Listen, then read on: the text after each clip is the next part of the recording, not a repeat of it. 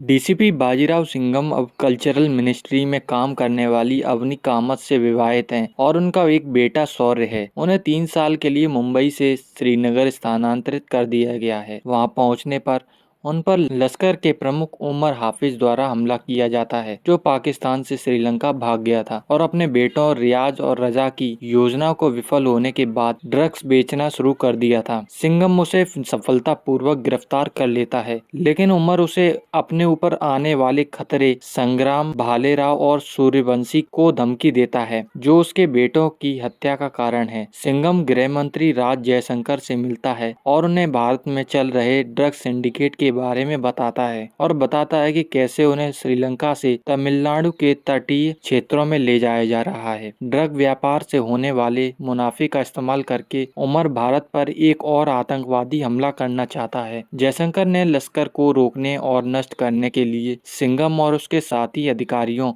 ACP दया, ACP Devka के नेतृत्व में एक नए दस्ते सेवा स्क्वाड को नियुक्त किया गया है। 2 साल बाद अवनी भगवान राम और सीता की यात्रा को दर्शाते हुए रामलीला के एक नए थिएटर प्रोडक्शन की मेजबानी कर रही है। सिंघम श्रीलंका से तमिलनाडु की ओर जाने वाले एक जहाज को पकड़ता है और कंटेनरों में ड्रग्स पाता है और डेंजर लंका नामक व्यक्ति के लिए काम करने वाले 4 लोगों को गिरफ्तार करता है। उनसे पूछताछ करने पर गिरफ्तार किए गए लोगों ने खुलासा किया कि लंका के 3 सहयोगी मदुरई में रह रहे हैं। सिंघम मदुरई में से डीसीपी शक्ति सेठी को तीनों को गिरफ्तार करने और मुंबई ले जाने के लिए कहता है, जो वह तुरंत करती है। हालांकि उसी रात डेंजर लंका पुलिस स्टेशन पहुंचता है, सभी पुलिस कर्मियों को मार देता है और अपने 3 आदमियों को बचा लेता है। शक्ति को पुलिस अधिकारियों को न बचा पाने के लिए दोषी महसूस होता है, लेकिन सिंघम उसे सांत्वना देता है और उसे उनका पता लगाने के लिए कहता है। इस बीच अवनी अपनी सहकर्मी मृग्या के साथ प्रोडक्शन के लिए कुछ फुटेज शूट करने के लिए रामेश्वरम के लिए रवाना होती है। सिंघम दया को उसके साथ भेजता है। प्रोडक्शन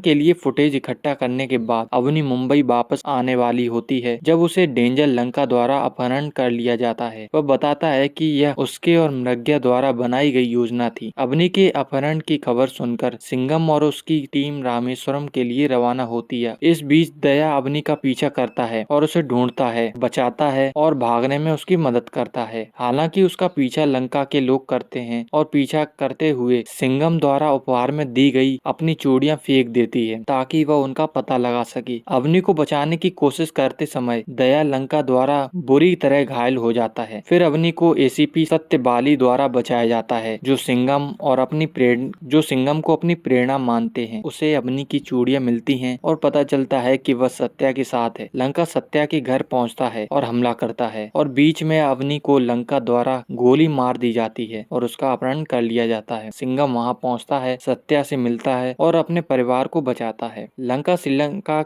वापस चला जाता है और सिंघम को अपनी असली पहचान जुबेर हाफिज के रूप में बताता है, जो उमर का पोता है, जो सिंघम सिम्बा और सूर्यवंशी से बदला लेना चाहता है। और मृग्या अपनी पहचान इकरा हफीज के रूप में बताती है, जो जुबेर की चाची है। के पति रजा को भी उन तीनों ने मार डाला था। वे बताते हैं कि वे दोनों सिंघम और अवनी पर नजर रखने के लिए 2 साल तक भारत में रहे। जुबेर सिंघम से कहता है कि वह उमर को सिम्बा और सूर्यवंशी के साथ ले आए और अवनी को अपने साथ वापस ले जाए। सिंघम अवनी को बचाने के लिए उससे और उमर हाफिज से वादा करता है। जुबेर कोलंबो पहुंचता है और अवनी को बंधक बना लेता है। वह सिंघम से कहता है कि वह सिम्बा को अवनी की जांच के लिए श्रीलंका भेजे। सिंघम शिवगढ़ जाता है और सिम्बा से मिलता है। वह श्रीलंका जाने और अवनी से मिलने के लिए सहमत हो जाता है और उसे बताता है कि सिंघम उसे बचाने आ रहा है। जैसे ही जुबेर सिम्बा को फंसाने की कोशिश करता है, वह जुबेर के चंगुल से बच निकलता है और उसके ठिकाने को नष्ट कर देता है। इस बीच सिंघम चुपके से श्रीलंका पहुंचता है और कुछ रॉ एजेंटों की मदद से सिम्बा और अवनी को ढूंढ लेता है। जयशंकर उमर हफीज को एक सैन्य विमान से कोलंबो भेजता है। शक्ति और सत्य अगले दिन बंदरगाह पर पहुंचते हैं और सिम्बा और सिंघम को अवनी को बचाने में मदद करते हैं। सूर्यवंशी उनकी लड़ाई में शामिल हो जाता है और साथ मिलकर वे अवनी को बचाते हैं। सिंघम जुबैर को मार देता है और अवनी और उसकी टीम के साथ भारत वापस चला आता है, जबकि उमर हाफिज को ले जाने वाला सैन्य विमान उसके साथ भारत लौटता है। अवनी आखिरकार रामलीला शो के